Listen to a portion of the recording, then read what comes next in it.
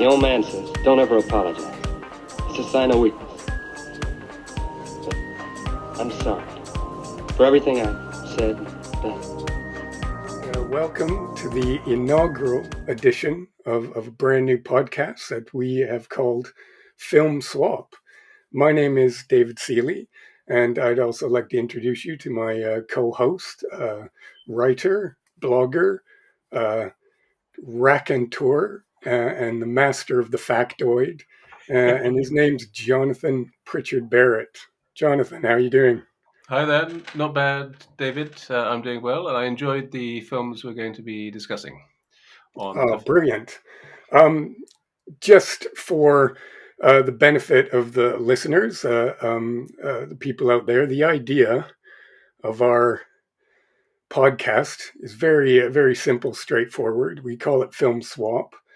And I should say a little bit about anyone who's tuned into our podcast thinking that we were going to be talking about, because I noticed when we were trying to discuss names, I looked online for, because we originally wanted to call it Cinema Swap, which sounded a bit more loftier perhaps. But it turns out some of our podcasting colleagues out in Canada, I believe, already have taken that name and are doing a podcast called Cinema Swap. So we elected to go with Film Swap. But I also understand that Film Swap refers to a hobby that some photographers have, in where they swap exposed rolls of film with other photographers, and they take photographs over pre-exposed films, and then they like to look at the very cool combinations and images that result from that. And that is, I must say, like an actual really cool thing. And I saw some really cool examples of some of the things that they get out of that. But I'm afraid I'm sorry to say, if you've tuned into our podcast expecting us to be talking about that particular hobby, I'm afraid that's not what we're going to be talking about. We are going to be talking about swapping films. Yes, and what we moving mean by pictures. that. Moving pictures, not stills. Yes, exactly. The moving picture. And what we want to do is swap recommendations. So that's really the concept. It is that simple, that we are swapping films. At the beginning of a given week, Jonathan will say to me, David, watch this film. And I will say, okay, Jonathan, and you watch this film. And then we will then come back and join together on this podcast and have a little chat about our impressions about it. And I think really the idea is just to not only talk about the specific films, but also just sort of encourage people to go and check things out, and maybe check out things that they might not otherwise think to check out. And that's kind of what it's all about for us. So hopefully you'll enjoy our conversations. And I'm going to hand it over to Jonathan, really, just to talk a little bit about what's going on. Talk about putting you on the spot, dude. Well, yeah. So I guess the idea is to expand both of our sort of horizons in terms of films, and perhaps anybody who listens, horizons as well. And so that I guess everybody has different tastes, and David and I have different tastes. And the idea is, I will suggest a film that he would never have thought of, and likewise, he would suggest something that I would have just never put on if I hadn't been recommended it by David.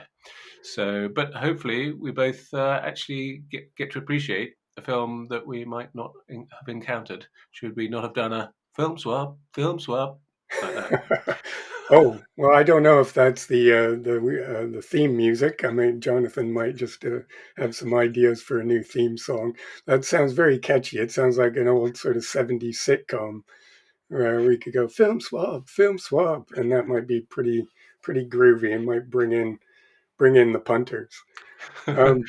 Is there anything that you wanted to say about yourself, Jonathan, just before we go? Because obviously, just to introduce ourselves a little bit to the listeners, obviously you don't want to go too in depth, because You don't want like hordes of screaming teenage girls all on your front lawn tomorrow morning after the show goes out. No, it doesn't. So so That maybe is very don't give true. away your GPS coordinates. Yeah, well, film fan for many a year. I met David about 20 years ago when we did a Yeah, documentary film course, evening class, at and we City Lit, wasn't it, here in London? City Lit, yes, exactly. And we learned all about sort of documentary film, and we both found that we had a sort of mutual love of cinema, and that was our sort of starting point. And we've always, talked films and gone to see films together. And since in the more recently, we've had children, so I suppose that's a bit more difficult going to the movies together, but we still catch up and discuss it. And I suppose over lockdown it was a bit more difficult. So now we've got the podcast. We absolutely have to do that. Yes, forced to speak on regular intervals, and Exactly. not only that, but put it out publicly for all the world to listen to. So Exactly. Embarrass yes, ourselves in front of the world rather than why privately. not? Why not? Um, so we've got two films that we've started out with. I'd probably want to stress to our potential audience out there as well that this podcast is going to be very much sort of genre and film type agnostic. Is that the right word to use? That we don't intend to focus on any particular type of film. It's going to be wide open. The field is completely wide open. So today we're talking about a classic Hollywood film and a an Egyptian film from the 1950s, which is more sort of a socially conscious film, shall we say. But we'll be talking about all kinds of films here, all kinds of genres, all kinds of points in history, from silent films to foreign films to avant-garde films to documentaries to Hollywood classics. Presumably, we probably will not spend a lot of time talking about sort of big current blockbusters and things. But we of course don't.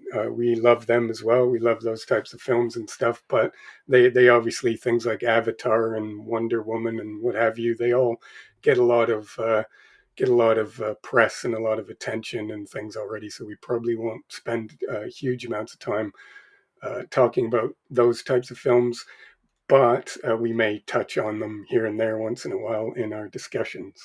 Absolutely. I'm Yeah. hopefully later on this afternoon. I'm off to see Matilda the musical. Oh, So, fantastic. definitely not against the blockbuster, but Yeah. this is more of a sort of exploration. Um, so, and I Yeah. guess sort of the blockbuster doesn't really fit into that in the same way. Yeah, and I think we'd like to encourage listeners to think about maybe sort of digging a little bit deeper. I know sometimes, and I'm sure Jonathan, you're the same way. Like sometimes when you've been working all day and we've got family commitments and all sorts of things, so very often when you get home from work and you finally get the kids to bed and everything, you just want to crash out, hit the old Netflix button, and just sort of take what you get, whatever is. They got the big banner up at the top of the screen with whatever the latest thing is with Chris Pratt or Adam Sandler or something, a nice recognizable familiar star, and you just want to go, yeah, right, I'm gonna watch that. But I think what we want to sort of create an environment here where we're digging a little bit deeper, maybe looking at things uh, that might be a little bit more off the radar for people, and maybe get them thinking about maybe they could go and check some other things out, and that they might be of interest. Yes, but So not too deep because no. neither of us are wearing tweed jackets with pads on our elbows. We're not Well, film. speak for yourself, Jonathan. We're not But film scholars. We're just ordinary movie enthusiasts. Yeah, absolutely, and movie we're fans. we're not here to try and be pretentious or academic or anything at all. This is just very casual conversations, and we hope you enjoy listening to them. And we're definitely will, there's going to be there isn't right at the moment as we're speaking, but as this podcast goes out live onto the feeds and things, there will be a Facebook group that will encourage you to come and join, and you can maybe join in the conversation. We're definitely going to want to hear from you so you can comment on the podcast. Come and tell us either how utterly dreadful we are or how amazing we are or whatever, anywhere in between. Well, we'd love to hear from you so that we can make the podcast more interesting for you out there who may be listening on your morning commutes and things. So, Yes. having said that, I think we've done a good job there in introducing ourselves and the podcast. Unless Jonathan, you think there's anything we might have missed out on there? No, I think that pretty much covers it. And I think we can sort of start with maybe talking about one of the films. What do you think? I think that's a fine idea. Fine idea.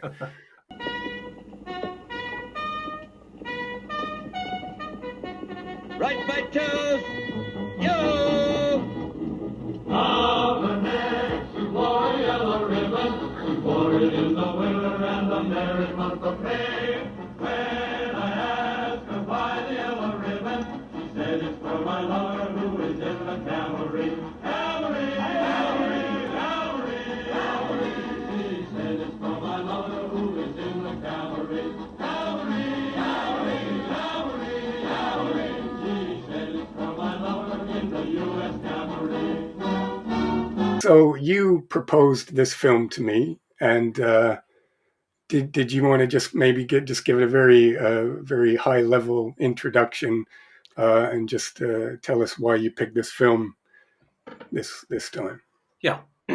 Well, my proposal was She Wore a Yellow Ribbon, directed by John Ford, made in 1949. And John Ford is one of or probably the sort of quintessential directors of westerns, and this is possibly not his best known film, or which I think is Stagecoach, but it's sort of up there with his greats, and it has one of his main actors who is sort of synonymous with John Ford, the other John Wayne, who probably everybody's heard about, but or heard of, but not perhaps everybody will have seen many of his films nowadays. And the reason I chose it wasn't actually because it's a long-time favourite of mine, but more because John Ford was a director I didn't know much about. I knew the name, I knew he was like a towering figure in movies, but there I was, claiming to be a movie fan, never having seen any of his films. So last year, a whole bunch of them are on the BBC iPlayer now, and I watched Stagecoach. I think no, Fort Apache last year, and which is a good one to start with. That's one of his greats, I think, with Stagecoach. And then I thought this one should be. Well, I don't know. Perhaps it was the name. I thought ribbon. What's this yellow ribbon doing in a western?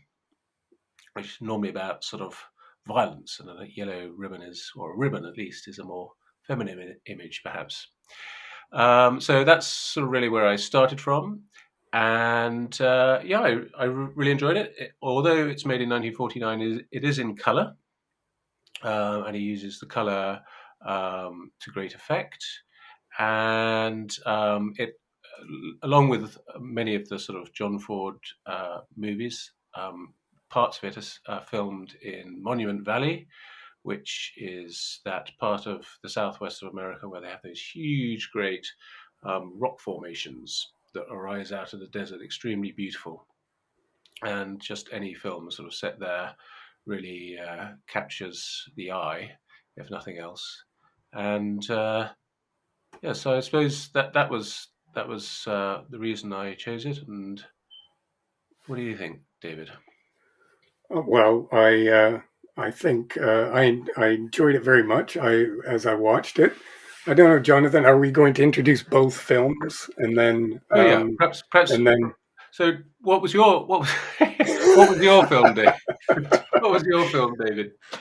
Uh, my film, actually, Jonathan, I chose a film that I recently discovered, Yeah, much to my delight, actually.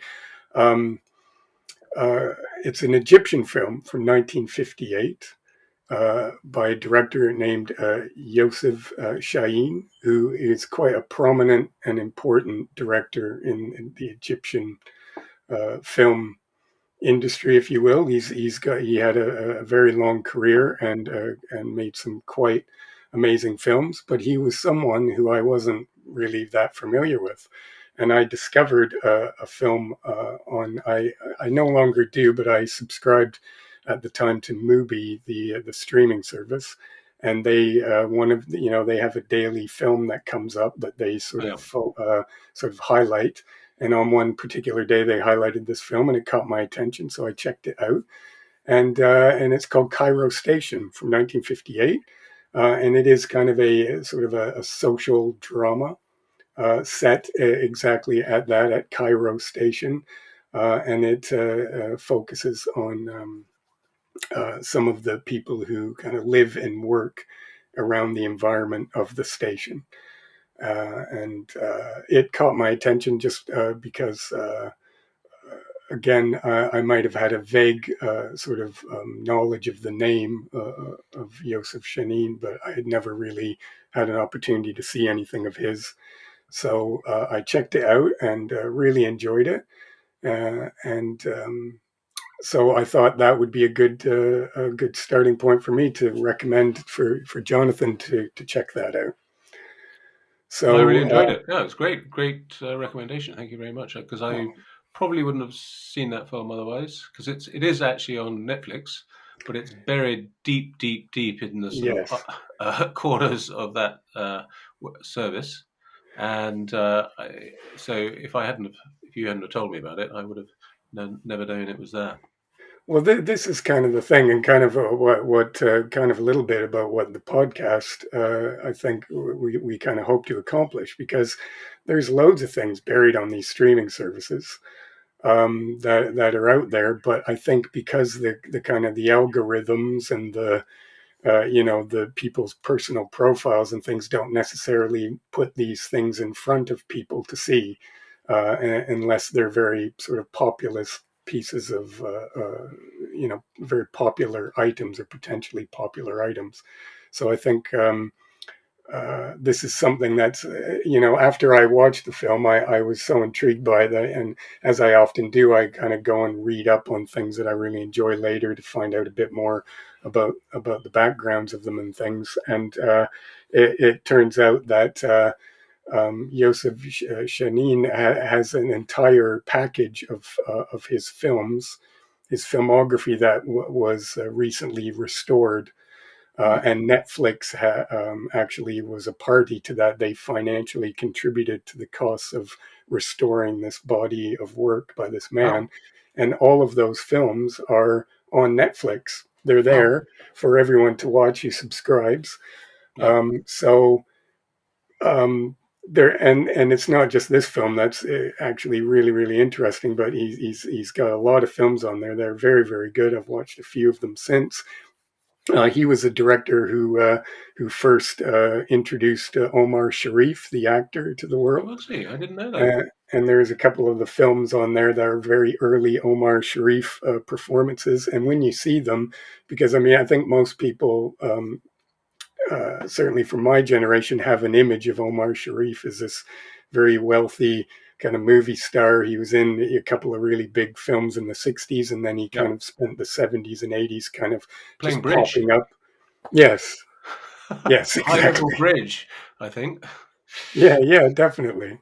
So I think when you see these early films from the 50s with him in, then you can see kind of why he attracted David Lean's attention, Right. because you see this young, very handsome man swaggering. He's got the swagger and the part of the roles were very kind of meaty and um, and you kind of see, yeah, this guy, I can see why people saw this guy and thought he was going to be a big star, of which he of course became.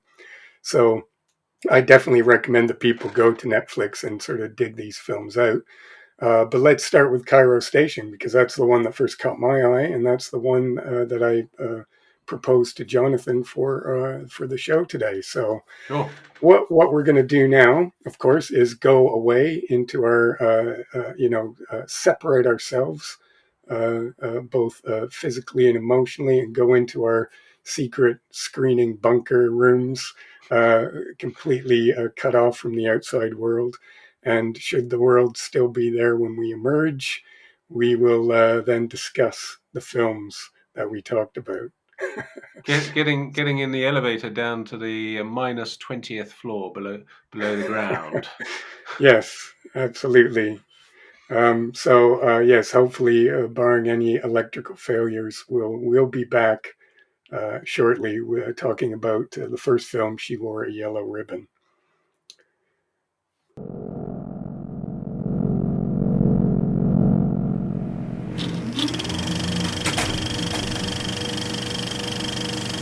Because I wanted to see the West.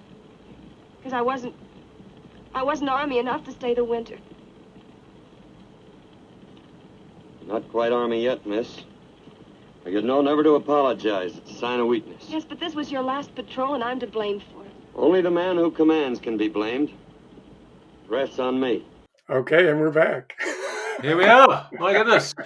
Down in the bunker, you may be hearing the drip of water as it drips from the ceiling, damp From ceiling. stalagmites that are hanging from of our the subterranean cinema bunkers. Yeah. And I did hear some strange sort of, crawling noises and things like that, but I ignored them because I was so immersed in the cavalry action that we're going to talk about first today. Yeah. I guess I'll start because Jonathan suggested this film to me. And he's already talked a little bit about it. So what I'm going to do is just kind of talk about my impressions. John Ford, as you mentioned, he's one of the greats. I think he's kind of considered one of the kind of the masters of film, of cinema. He's certainly one of the great American masters. Definitely. And as you say, he's made some many great classic films like Stagecoach and The Searchers and many others. First of all, I mean, I very much enjoyed the film. It's very much a kind of an old-fashioned, Hollywood kind of epic. I love the beautiful Technicolor photography. I watched it on the BBC iPlayer because they have quite a package of sort of old RKO films and things on there that are available to watch. It is an older transfer, so I would say for people who take an interest in the quality of things, you might want to search out a Blu-ray or a DVD or something that might have a slightly more modern transfer for your big screen tellies and stuff. But I did definitely enjoy the movie a lot. It was quite interesting. I definitely, in terms of John Ford, I wouldn't necessarily argue that this is one of his best or better ones, but it certainly has its moments. I thought it was quite interesting. John Wayne's character in this, he obviously was playing a bit older than he actually was. They've kind of grayed him up, and he's playing a kind of a cavalry. What was he, a major? I guess was that correct? He was a major or a general, captain. He was a captain. There you go. But he's just a couple of weeks off of retirement when the film begins, and during that time he gets one last assignment from his superior who sends him on a mission to take his wife and his niece to miles away to a stagecoach, which will then take them further on to their destination, which I can't quite remember offhand where they were going. But this comes at a time when there has been an uprising. The film takes place just shortly after the Battle of Bighorn, where General Custard got his comeuppance. There was an uprising of the local indigenous population who had been herded into reservations and were now sort of joining forces. Of course, because this is an older film, the film obviously doesn't really touch on the motivations of the Indians. You know, they are kind of shown as a malevolent force that is, but they also make a distinction. The elders of the tribes are shown to be more in interest of peace, whereas it's sort of the younger warriors who are yes, Hotheads. yes, who are sort of pushing for these confrontations. So that's kind of the basic story. I think because we're trying to encourage people to go out and watch these films, I think we're going to try our best to avoid spoilers. Uh, Obviously, I Yes. think when you listen to podcasts about movies, I tend to always like to prefer to actually watch the film first before I listen to people talking about it. But in our case, I think because we're here to try and encourage people to check things out, we're going to try and avoid spoilers as much as we can do. We'll just kind of give a Yep. general overview of the story, and then Yep. but we'll try and avoid sort of giving away any major plot points and Mm. things. But apologies if we do. Um, so anyway, I find the film is really quite interesting too in John Wayne's character because I thought he was quite often his characters come across in a lot of the films I find as being quite gruff. You know, they have a lot of self confidence, shall we say. Yep. Whereas in this film, it was quite interesting that he was a bit more of a laid back character, wasn't he? He seems It a bit was. more good natured and Yeah. tolerant, and um, and I think that quite shone through for me as an interesting point that it was sort of in a way compared to a lot of other films that I've seen of John Wayne's that he came across a slightly out of like against type to a certain extent, Mm. which I found really Yeah. interesting. Um, Yes. yeah, and a bit more worldly wise. I mean, his character is kind of shown as more of a mentor for the younger members of the troop that are there, and Yep. he tends to handle things in a calm manner and show a lot of patience and good humor when he's dealing with conflict and confrontations and things like that. So Yep. all that I found really interesting. There's not a lot of action in this film, is there?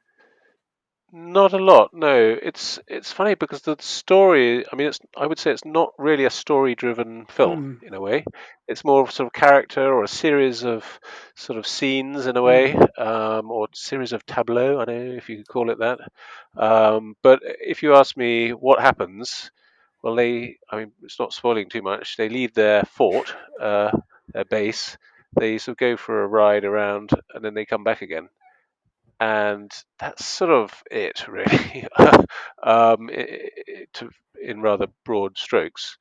But yeah, I guess old John Wayne, he's quite a fatherly character in this, mm, which he's not generally. Is well, sort of gentle chap, or not exactly gentle, but he's not sort of that gruff character that you expect with him exactly. yeah. And he uses humor. I mean, I don't really associate John Wayne with sort of much humor, but he's sort of bit more jokey in this. No, it reminded me Um, a bit. I watched a film not that long ago.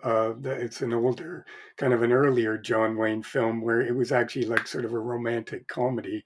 I think it was called what? his oh God, what was it called? His Private Secretary, I think it's called, Ah, and it's a totally different sort of view that of John Wayne that you get from watching that. It's a much yep. older film than this. I think it's sort of kind of the early to mid 30s. I think I can't remember off the top of my head, but that was Okay. another film where where you kind of see a different side of him. Obviously, this was before he was a big established star, and he kind of had Yeah. that persona in the media that people associate with him now. So it's I kind Mm, of quite like it when you see people like that because I think John Wayne's quite a kind of a divisive figure, isn't he? In a certain way amongst yeah. film people. I mean, I think a lot of that has to do with his later because his political stances sometimes, I think he's associated a bit, quite a bit, with a more sort of right wing kind of Yeah. mentality. And he Yeah. certainly, because he starred in a lot of westerns, which were much like this one in a sense, where the conflict between the kind of indigenous people of America, well, as the country was being settled by Europeans, they present a certain view of Yes. that history, that I think some people take exception to, and Yeah. myself included. But the but this film, interestingly, like I say, doesn't really dwell too much on the motivations of any of the characters, which is No. interesting. And I think, from John Ford in particular, I think it might be fair to say was relatively progressive in his attitudes, towards things like race relations and history and that. I think Yeah. he was a little bit more open-minded. Certainly, maybe, yeah, I mean, to think of someone who's progressive in 1949 compared to today might, there's probably still quite a gap there. But I Yeah. think he was, I think he was conscious and aware of these issues to a certain extent. And I think a lot of his films tend to shy away from, um, with those kind of bigger issues. And they do try, in some cases, maybe not so much in this one, but they do try to show a little bit of balance Yeah. in those kinds of, around those kinds of issues. So Yeah. anyway, I guess the main thing too I found was the just the Technicolor photography is really amazing.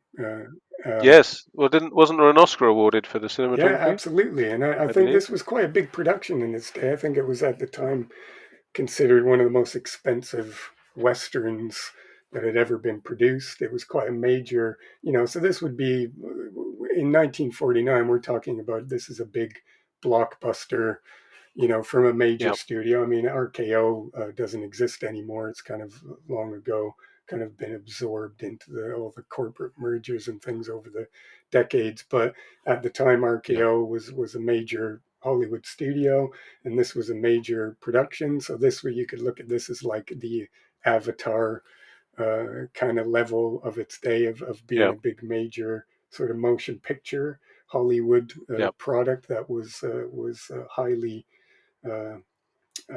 promoted and things. So, and I think, as a piece of entertainment, it probably, as I said, I enjoyed it, but I don't think, like, if you think about things like Rio Grande and like you mentioned, some of the other, Stagecoach and Fort yeah, Apache. Fort Apache and the Searchers and things like that. I mean, John Ford made some really, truly great films that are really amazing. And I'm not sure I would Yeah. necessarily say that this is one of those, although it's not bad either. It's an enjoyable, kind of diverting couple of hours to watch, Yep. Yep. and certainly worth a look.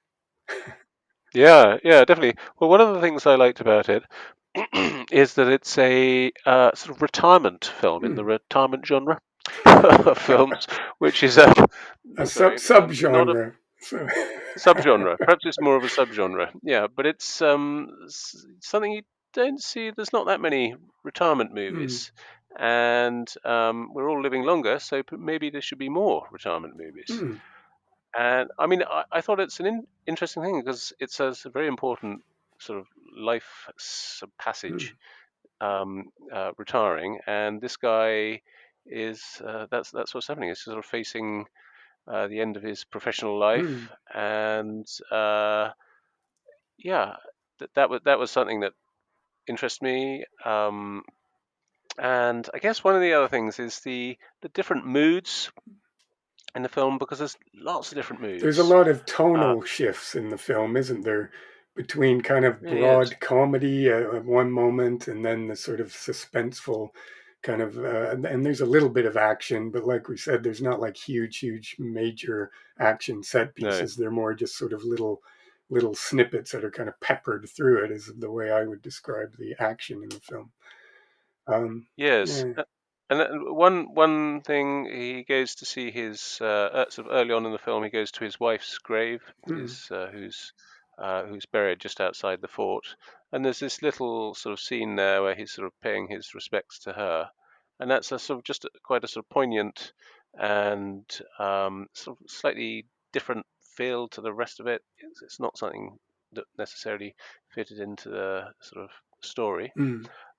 but it was just a different mood again, and there's a number of these sort of unlikely different moods, I would say. Yeah, and there's a little bit there's a romance as well, like a little kind of a love triangle that is in the film as well. Joan Drew plays the kind of the love interest of two of the soldiers, and they kind of have a little bit of bickering and things that go on over her attentions and affections.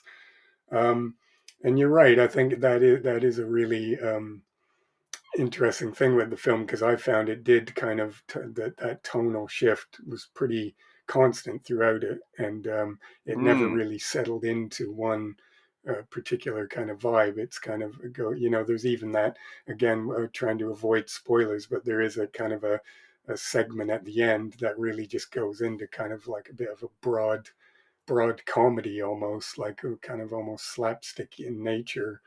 Um, yes.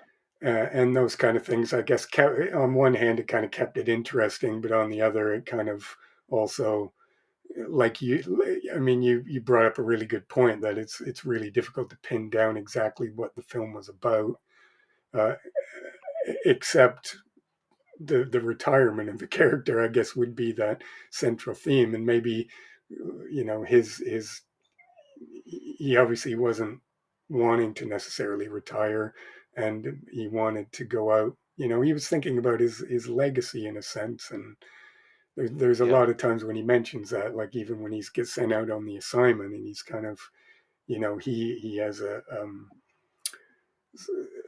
some foreboding about how that's going to end up, and he doesn't want that to be the last kind of thing that he does in his career, is go Yeah. through something that he kind of knows has a very good chance of failure. So there is, yeah, that is an interesting theme. I'm glad you mentioned that, actually, about picking that up, about that, because it is really sort of a very character driven film.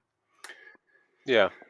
If people are Uh, interested in watching it, it's if you're in the UK, it's available on the BBC iPlayer. Um, and also, if for those of you who are like myself, who are kind of still keen, sort of physical media aficionados, I believe there's a very good Blu-ray from Warner Archive that's available, so you can go out and search that out as well if you're so inclined. Uh, and one other thing I wanted to say about it sure. before we move on is that so of course John Ford was his sort of not quite stage name, Mm. but behind the camera name, and his I think his real surname was John Feeney, and he was Irish American. And this is a sort of theme, I thought, in the film. So there's characters there. There's loads of Irish surnames. There's McCarthy, Tyree, Quincannon, Keogh, and even the sort of the toff, as it were, is Purnell, who was the sort of leader of the Irish. He was a sort of key MP, Irish nationalist MP in the 19th century, and because there's this new drama, The English, which is sort of about this English woman in the Wild West, as it were. But this one could almost be called The Irish, because these sort of it seems like 50% of the base is basically made up of Irish Americans. In fact, there's actually two people who actually speak with an Irish accent, although I believe Victor McLagan, who plays Sergeant Quincannon, was actually English. But yeah, so that was another little sort of thing I noticed there, which is quite sort of Well, adds a little something to it. excellent. Did you work out about the yellow ribbon? Because you said that was one of the things that intrigued you. Yes, I believe that is. You're being from North America. You could probably tell me a bit more accurately what that means. No. Is that not something that I think I've seen it in? I think it's in when people go off to war, their sort of spouses, sweethearts, girlfriends, partners, whatever, tie a yellow ribbon in sort of their memory Yes. until they get back safely. And I think that's what it means. So Yes. she's tying a yellow ribbon for her, I suppose, sweetheart Yes. is what he'd be. Which Although we as don't, the audience, we're which left one up in the air about exactly which one that might exactly? be in relation to, but um, it emerges by the end of the film. That's all I'll say, which hopefully will Exactly. be intriguing enough to the listener to go and search out the film and find out for yourself who Yeah. is it that she was wearing the yellow ribbon for? Who could it Exactly. be? Exactly. Which one? Which one? And that Which is the central sort of question. handsome cavalryman is it? Yes, yes. Brilliant. So excellent. Well, I don't know. It Should we move was on there to? anything else you wanted to touch on She Wore a Yellow No, Ribbon? no. I think that's what. Apart from the amazing scene early on with the stagecoach, the sort of empty stagecoach that's sort of running through the desert with a sort of team of about 6 horses in front of Mm, it, going.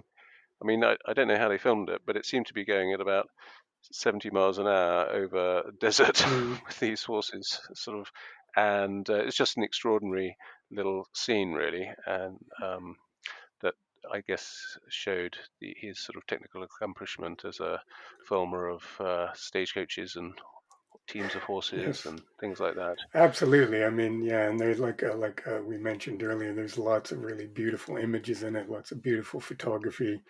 Um, uh, and again, the really nice, that beautiful old Technicolor cinematography. It doesn't, if you watch it on the BBC stream, because it's an older transfer, it doesn't quite bring out those colors don't quite pop, and those images don't quite Right. pop as much as they might do if you sort of search out the Blu-ray or Yeah. watch it somewhere else where you would get a newer high definition transfer.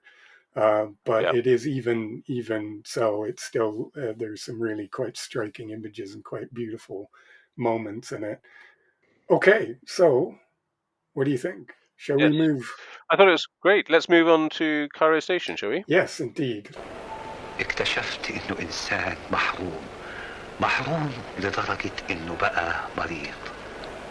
مسكين يا قناوي، مين كان يصدق انه يحصل لك اللي حصل؟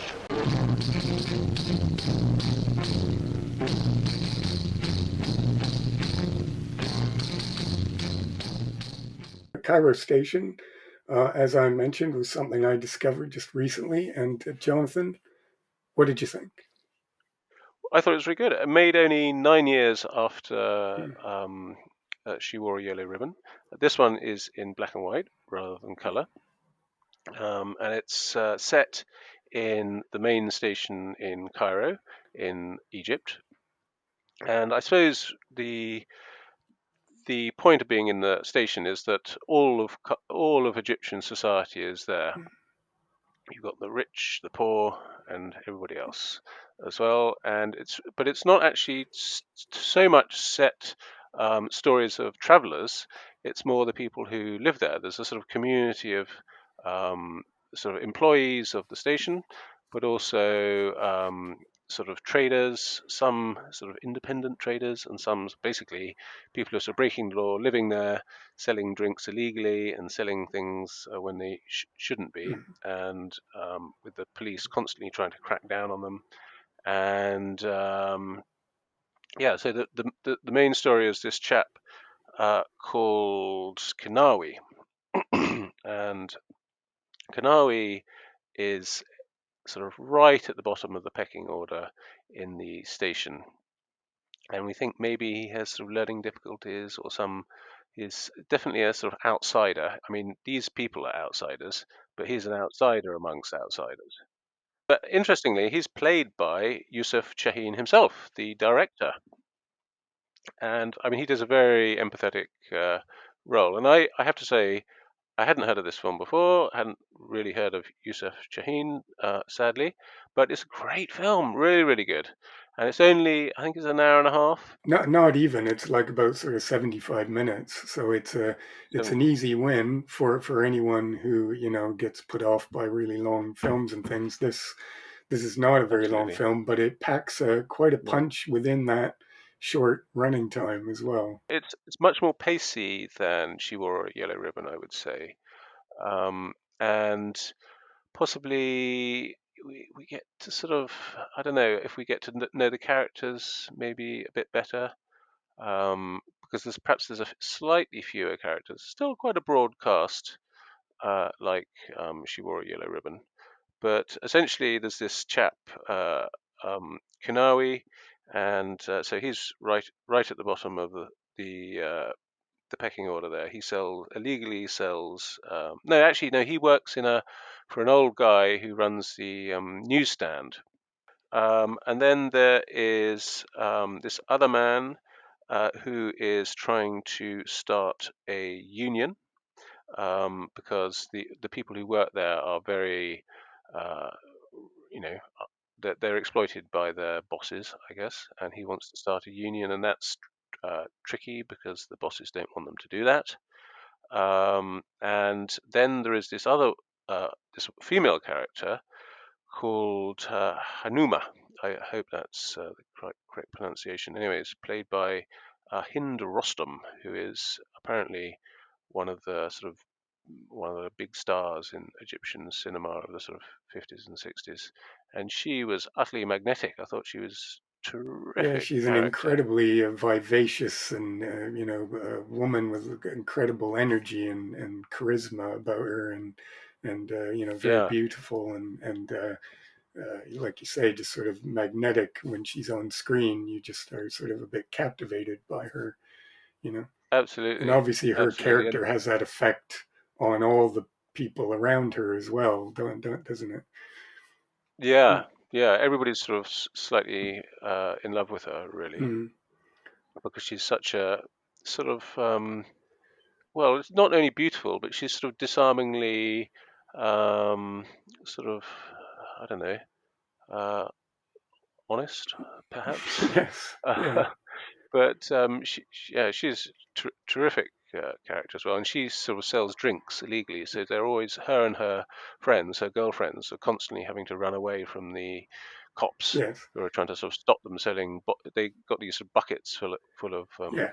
fizzy Yeah, we drinks, should which they're trying to emphasize sell. that it's soft drinks, isn't it? And the station, they're not selling like Yes, alcoholic drinks or anything. It's just like they're definitely not. Coca-Cola or something to that effect. Yeah. Exactly, exactly. But they're not even meant to do Mm. that. They're meant to buy the passengers are meant to buy their drinks from registered vendors, Yeah. and she's not. But they basically sleep. I don't know. I mean, just sort of almost by the tracks, Yes. or who knows where they sleep. But most of the people who work there seem to sort of live there, or many of them Yeah. do. Certainly, Kinawi, he has this. Well, his boss calls it a shack, but It's like more like a it's shed, really isn't it? Like it just sort of like just a tumble down shed. yes, like it's kind of like Uh, those kind of like corrugated sort of sheet metal on one side and kind of a bit of plywood on the other, and it is yeah, literally just got like a big gaping hole in the side, and it looks very dilapidated and and dirty dirty, as and there's well. no sort of running water or anything like that. And he Yeah, lives under these very kind of quite appalling conditions, really. And it's yeah, implied that all the main characters that we deal with live on certain different degrees of abject poverty, really. That they they're are. just Yeah, struggling and scrounging, um, just hanging around the station just in any way possible, just trying to somehow uh, make a few little bits of money here and there, however they can. And within yeah, that, it should be exactly. noted that this film, and I mean, in Egypt in 1958, if you look at the context of this, it was kind of came out. This would just be a few years after the revolution, wouldn't it? And the sort of the things like the Yeah, Suez crisis and all those yeah, things. So historically, new economic movement and sort of industrialization and things like that. So setting it in Cairo station gives you this nice sort of microcosm of sort of Egyptian society at the time, and and those hierarchies, between the Yeah. passengers and the wealthy and the business owners and the workers. And like Yeah. you say, there's some And organizing going on. One of the main characters is trying to organize his fellow workers into a union in order to try and better their conditions and give them a bit more security.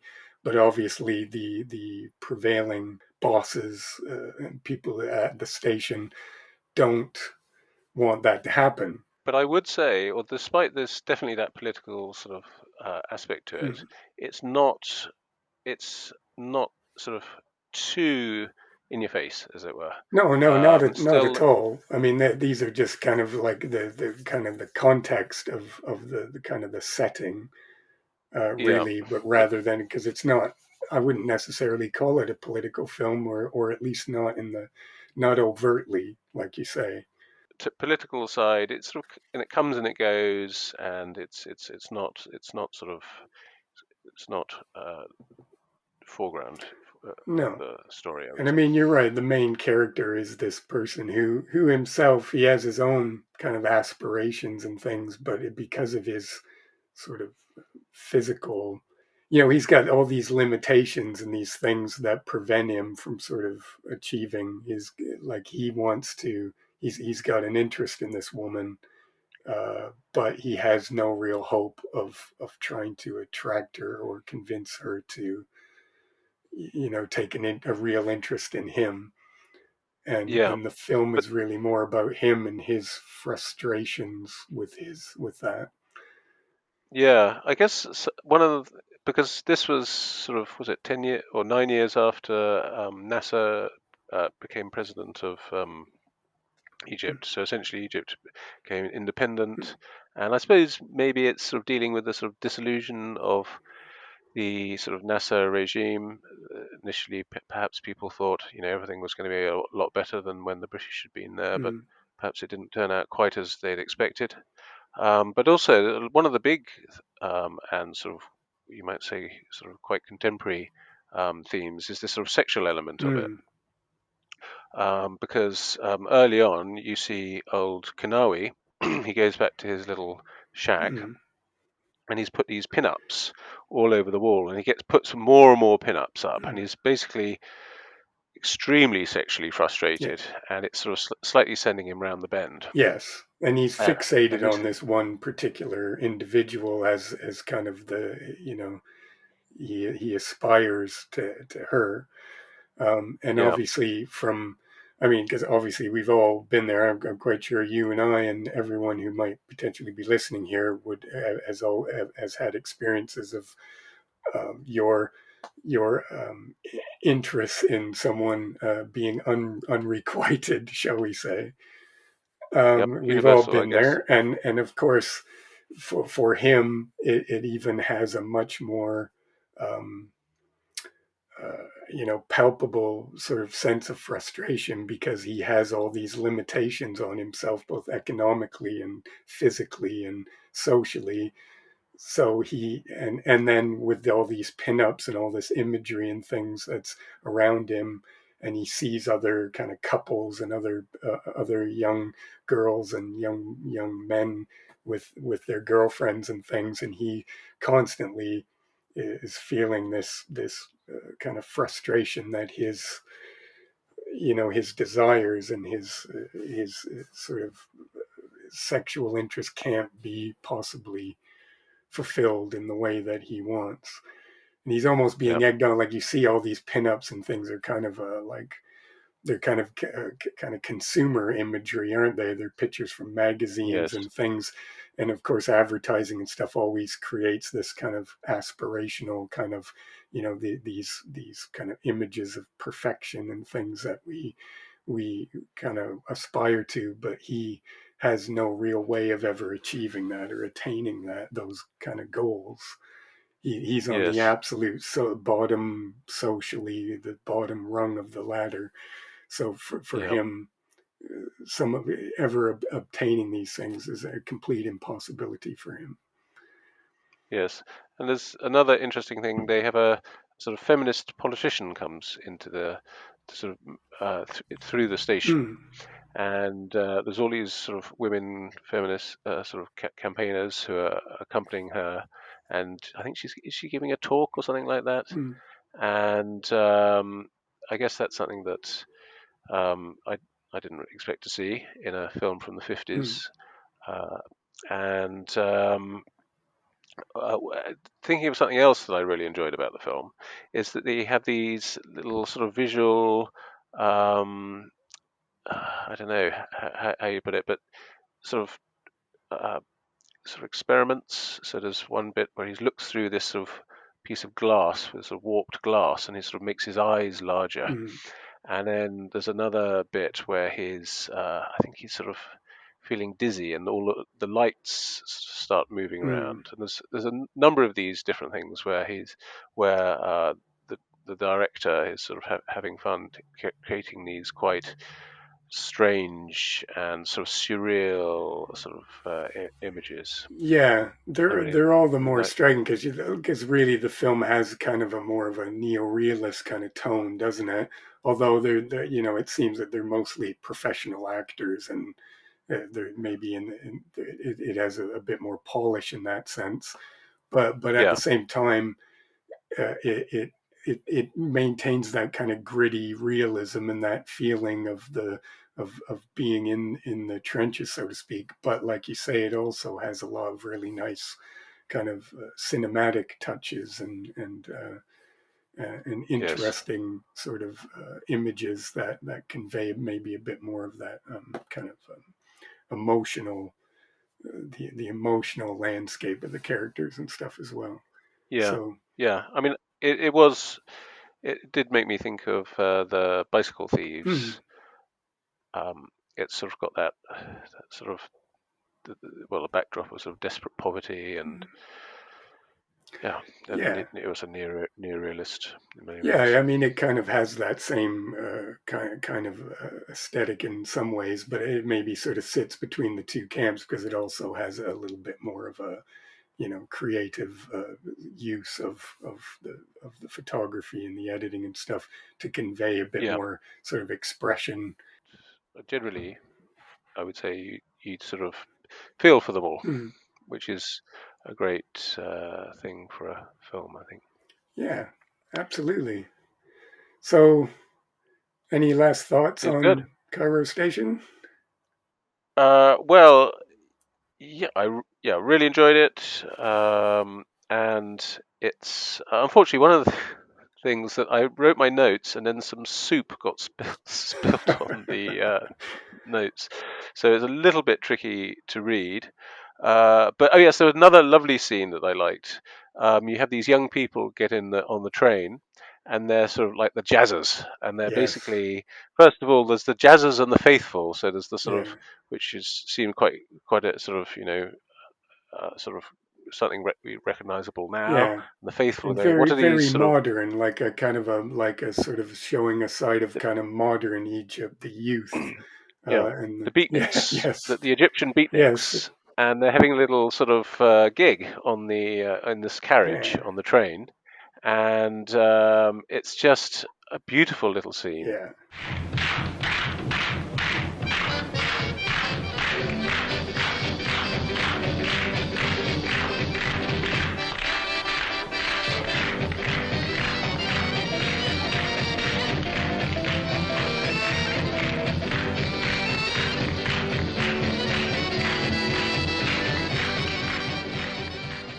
Yeah, it's a terrific film, a lot of energy, and I'd highly recommend it. yeah, really, really great film, and I think it's fair to say we both quite recommend to listeners to check it out. Oh, definitely. It is available on Netflix for those of you subscribed to Netflix. Along with a package of Youssef Chahine's films. And there's several there, like in that package. I'll pretty much recommend all of them. There's a great one there called Saladin, which is like his sort of big major. I mentioned Dr. Zhivago earlier, but this is sort of like a big Yeah. Egyptian major cast of thousands, epic historical Right. adventure film that sort of tells the story of Saladin and the the Crusades from the Yep. perspective of the from the other side, because Yeah. so that's a really interesting film, quite entertaining, and it's got big epic battle scenes Right. and all those things, and I think it's just interesting just to always get the flip side of what you usually see in sort of Hollywood American films about when they talk about historical events. They obviously are putting their kind of perspective and their side of the story forward, and Yeah. those are the ones we tend to see the most and get Yep. sort of acclimatized to. So I always find it really interesting when you see a film that takes a different perspective on those same sort of events and stories. So um, that's worth looking into as well. So I would say anyone who's got Netflix, go and first check out Cairo Station, and then click on the Yeah. director's name, and there's sort of a package of about 12 films there of Wow. his, and there are some really interesting stuff there to I check see. out. Saladin is called Saladin the Victorious, Mhm. and it has on IMDb, it has a rating of 7.6, which is pretty high, Mm. very high, I would say. But it's a whopping 3 hours and 6 minutes long, It is, yeah. I mean, so a lot longer than this one. well, yeah, we talk about long, like personally I think nowadays I don't know why anyone would be fazed by the length of a film personally, because so many That's people right. nowadays sit and kind of binge watch sort of whole series of TV shows in the space of a couple of days and things. Yeah, So the idea of a 3-hour film really shouldn't be that intimidating to most people, that's and I true. think it's that film in particular is very enjoyable, entertaining, interesting to watch. So I think certainly um, don't be put off by the length of it. Just dive in, just dig in, get yourself a cuppa, sit down, get comfortable, and just dive in, and you'll find before long you won't even be thinking about when it's over. You'll just be immersed in the film itself. Great. Well, we've talked about the films today, and hopefully Yes. people enjoyed that conversation. And Yeah, let's hope so. let's do it again in a couple of weeks, dude. Absolutely. Um, Absolutely. We're going to just find our films to swap. yeah. A film swap, film swap. And I think the plan, Jonathan, from the conversations we had when we were kind of planning and talking about this, is that we're probably going to do a few of these and sort of get into the rhythm of it and see how we Yeah. get going, and then maybe we might think about doing some of the episodes, maybe doing a theme or something to that effect, so that there is some Cool. sort of, kind of some roundabout kind of logic to the structure of the episode. So This one wasn't very logical. no, I mean there too. Because it was the first one, and we were just talking about ideas. We just kind of randomly picked a couple of films that we'd seen recently, and we thought were interesting to talk about. But going Yeah. forward, we might try and think of more like a theme or some sort of idea. It Yep. may not. It might either be a particular genre of film, or it might be a Yep. particular subject, or Yeah. director, or something like that. I don't know, but we'll Yeah. we'll discuss that, and certainly we'd love to hear from the audience too. If you have any ideas or Definitely. suggestions or things, please. This was our first. Drop us a line. Yeah, drop us a line. We're gonna once this episode is out in the public domain, by then we'll have our Facebook page up and running, and we'll urge you to come and we would urge you to come and join us there, and please give us your feedback. If you've tell us what you liked, what you didn't like about the show. If you have any comments or anything that you'd like to talk about the films that we spoke about today, or you have any comments about thoughts about John Wayne or John Ford or Youssef Chahine or Omar Sharif or anything else, or if there's any other kind of film swaps that why don't you get together with your friends, do a film swap, and maybe tell us about it, and we can talk about it on the next show or something. So by all means, let's get the conversation going and start watching some cool films and talking about it. I think that's the plan. Definitely. Is there anything else, anything else interesting going on with you, Jonathan, that you wanted to talk about? Any good books you've read? Any other cool films you've seen lately, or anything going on in the news, or anything personally that you wanted to mention?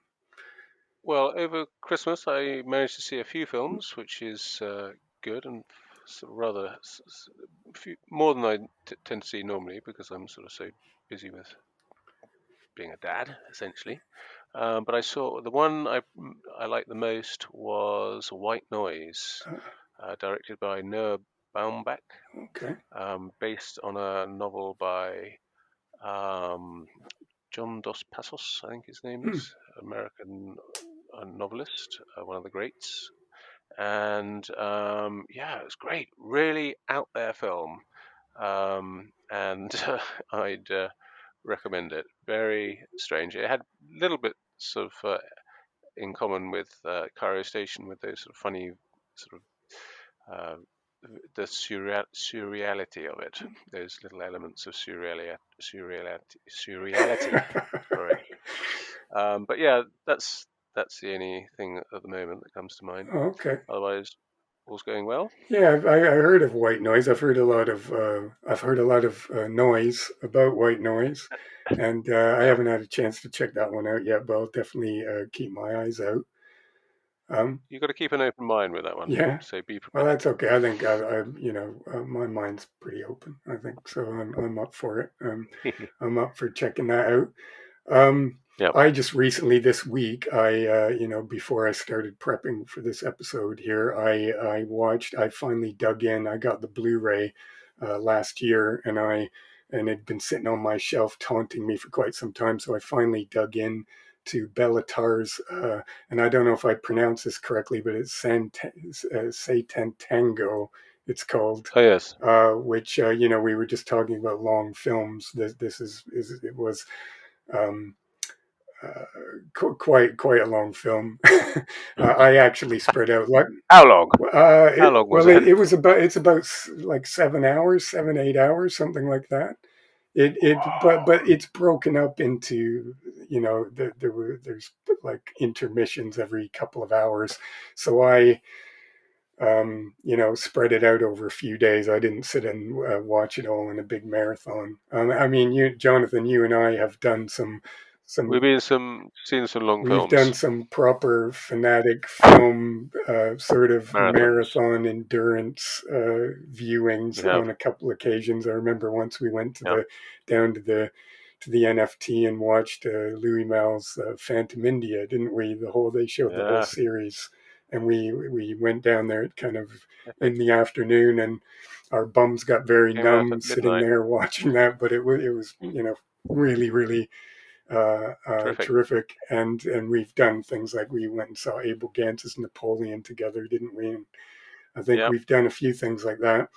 But I find, Yep. I mean, that's quite an advantage of the kind of the home video thing, because I mean, I watched Rivette's Out One, and I've just watched this Béla Tarr's film, and the thing is, it's nice to be able to break it up and watch it over a few days, so that you don't have to kind of Yeah. kill yourself and do a massive endurance test to That's true. to try and get through the film. And you just kind of take it in chunks, and in a way that's kind of nice too, because you can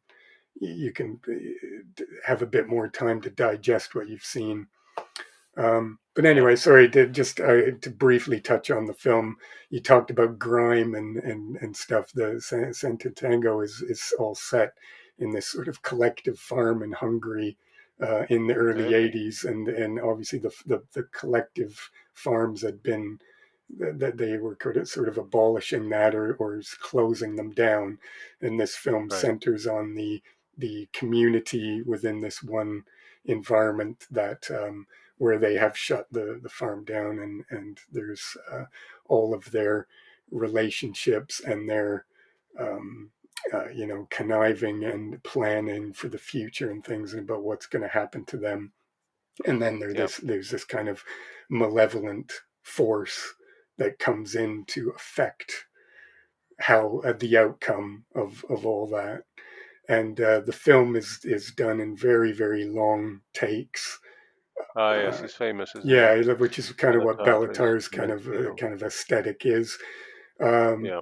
So it's done in these really like absolutely amazing images and these really, really slow zoom ins and pans and things with loads of really incredible images and the way that he builds the characters and the situations is very slow, gradual, and deliberate. But I'll tell you what, it has an amazing impact as the film goes along and it builds to its kind of climax, and you see how, because the film's kind of broken up into different sections.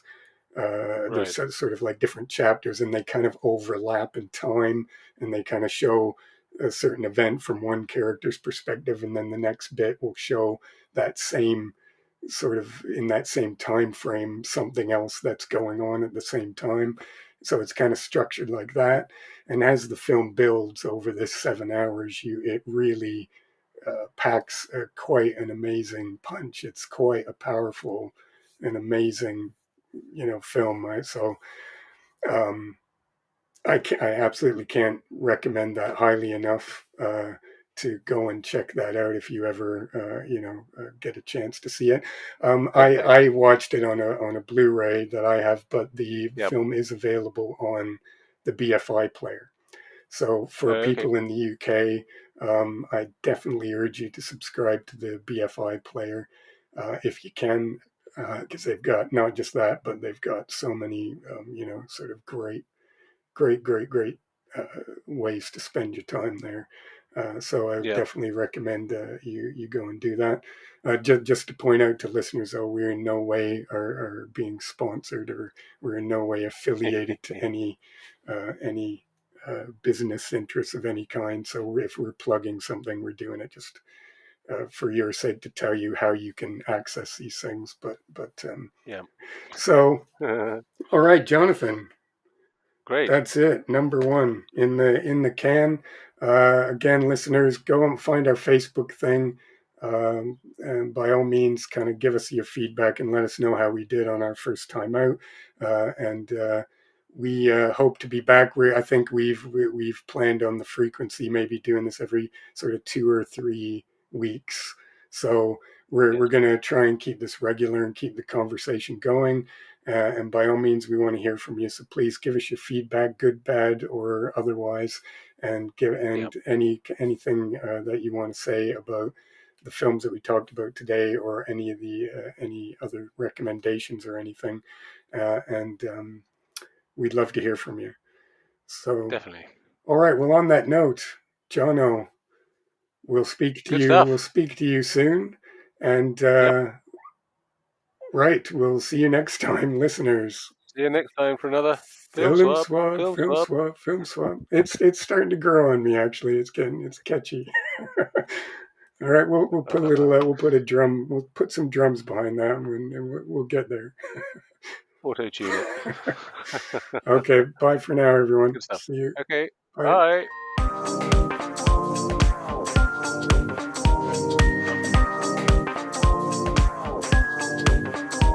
Film swap, film swap, film swap, film swap, film swap, film swap, film swap, film swap. Oh, shut your gob!